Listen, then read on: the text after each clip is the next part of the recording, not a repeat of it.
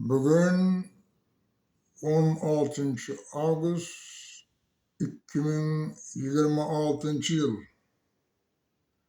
Kaygısı Özbekistan, davası Türkistan bo'lgan azizlerim, qalaysizlar, canlımsızlar?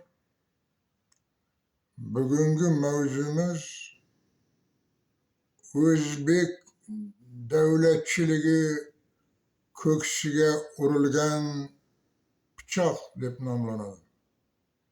Yani Prezident administrasiyasi to'g'risidagi qonunni o'qib, bu qonun ikki hokimiyatchilik, ikki qonunchilik bila ko'ra ongli ravishda milliy davlatchilikni cho'ktirish degani.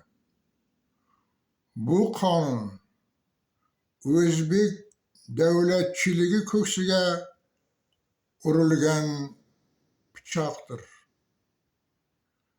Davlat ichida davlat qurib, o'z oilaviy davlatini hozircha qonunlashtirdilar.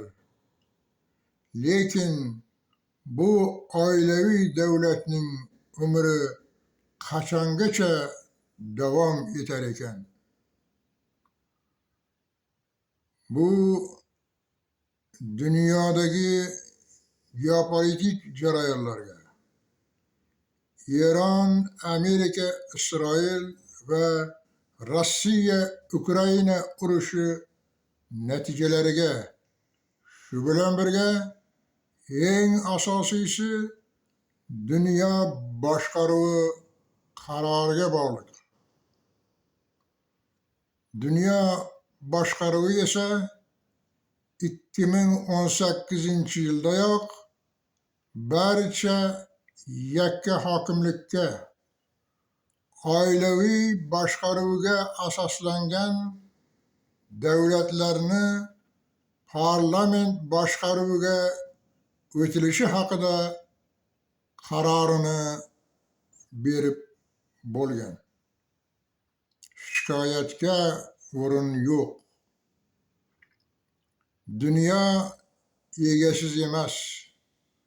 Uning o'z egalari bor. Payti keladi, lozim bo'ladi, hisobini so'rashadi. Davlat tepasiga kelgan hech bitta shaxsga davlatingni otangning mulkiday istagancha boshqaraver degan huquq berilmagan va bundan keyin ham berilmaydi. Bu qonunni o'qiyotib, cho'ponning tayog'iga suykalaveradigan echki haqida rivoyat hayolimdan kechdi. To'rtlik, biz butun davlatni cho'ktirdilar tiz. O'risga, Chinga, har maqomga yo'rtib, mash'allarni yoqib kelmoqdamiz biz. Zulmatning yoqasini tamoman yirtib. Bugunga shular Turkiston ittifoqini qurish va uning ravnaqini ko'rish barchamizga nasib etsin. Ko'rishguncha xayr.